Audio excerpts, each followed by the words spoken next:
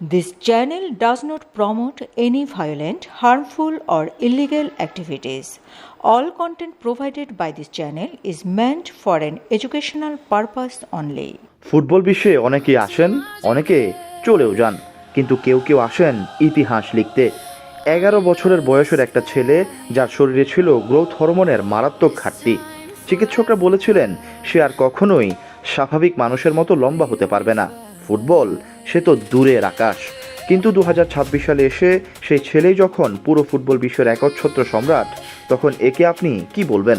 কঠোর পরিশ্রম নাকি ঈশ্বরের নিজের হাতে লেখা কোনো রূপকথা? আজকের বিশেষ প্রতিবেদনে শোনাবো সেরাদের সেরা হয়ে ওঠা সেই ফুটবল জাদুকর মেসির রূপকথা। 1987 সালের রোজারিও এক দরিদ্র পরিবারে জন্ম নেওয়া লিওনেল মেসির পায়ে বল যেন কথা বলতো, কিন্তু অভাব আর রোগ ছিল তার নিত্যসঙ্গী। প্রতি মাসে হরমোন ইনজেকশনের $900 জোগাড় করা তার পরিবারের পক্ষে অসম্ভব ছিল। ঠিক তখনই দেবদূতের মতো এগিয়ে আসে বার্সেলোনা। মাত্র 13 বছর বয়সে ন্যাপকিন পেপারে সই হওয়া সেই চুক্তিটি শুধু মেসির জীবনই নয়, ফুটবল ইতিহাসকেও বদলে দিয়েছিল। ক্যাম্প নুতে শুরু হলো মেসির জাদুকরী রাজত্ব। রোনালদিনহোর পিঠে চড়ে শুরু হওয়া সেই যাত্রা ডিয়াগো ম্যারাডোনার উত্তরসূরি হিসেবে তাকে প্রতিষ্ঠিত করল। একের পর এক ট্রফি, লা লিগা, চ্যাম্পিয়ন্স লিগ আর রেকর্ড বইয়ের পাতা ওলটপালট করে একের পর এক ব্যালন ডিওর। মেসি মানে ছিল ডিফেন্ডারদের কোমর ভেঙে দেওয়া ড্রিবলিং আর গোলকিপারদের বোকা বানানো ফ্রি কিক। মেসির এই মহাকাব্যে শুধু ফুটবলের বারত ছিল না, ছিল এক পবিত্র ভালোবাসার গল্পও। মাত্র 9 বছর বয়সে আন্তোনেলা রোকোজোকে দেখে প্রেমে পড়েছিলেন লিও। মেসি যখন স্পেনে চলে যান, দূরত্বের কারণে তাদের যোগাযোগ প্রায় বন্ধ হয়ে গিয়েছিল, কিন্তু নিয়তি তাদের আলাদা করতে পারেনি।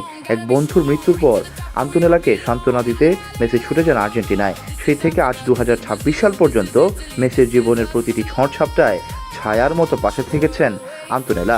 বিশ্বজয়ী এই ফুটবলারের সব অর্জনের পেছনের আসল অনুপ্রেরণা এই নারী। কিন্তু মেসির গল্পে কি শুধুই সুখ ছিল? আর্জেন্টিনার জার্সি গায়ে একের পর এক ফাইনাল হার, তীব্র সমালোচনা, এমনকি অভিমানে অবসর নেওয়া। ফুটবল দেবতা যেন মেসিকে চূড়ান্ত পরীক্ষার মুখোমুখি করেছিলেন। কিন্তু রাজারা তো এভাবে হেরে যেতে পারেন না।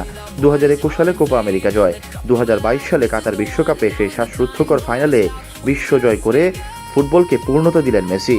আর আজ 2026 সালে এসে ক্যারিয়ারের গোধূলি লগ্নে দাঁড়িয়েও মেসির পায়ের জাদু কমেনি। বয়সের ফ্রেমে তাকে বাঁধা যায়নি। তিনি আজও মাঠে নামেন আর কোটি ভক্তের হৃদয়ে ঝড় তোলেন।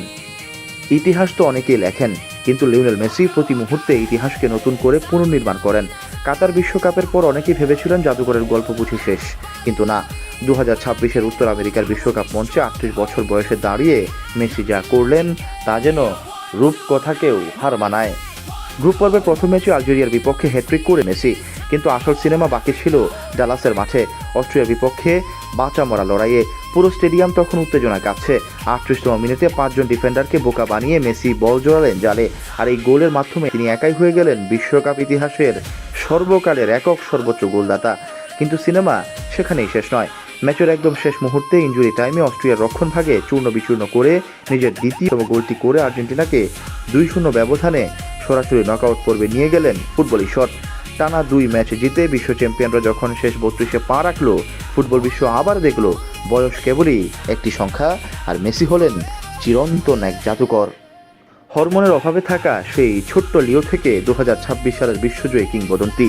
মেসির গল্প আমাদের শেখায়, স্বপ্ন যদি সত্যি সৎ হয়, তবে ভাগ্যকেও একদিন মাথা নত করতে হয়। মেসির এই রোমাঞ্চকর জীবনের কোন মুহূর্তটি আপনার সবচেয়ে প্রিয়? কমেন্ট করে জানান। বিশেষ এই প্রতিবেদনটি ভালো লাগলে লাইক করুন এবং এমন আরও দুর্দান্ত গল্পের জন্য আমাদের চ্যানেলটি সাবস্ক্রাইব করুন। Syed Sakib, BN news 24।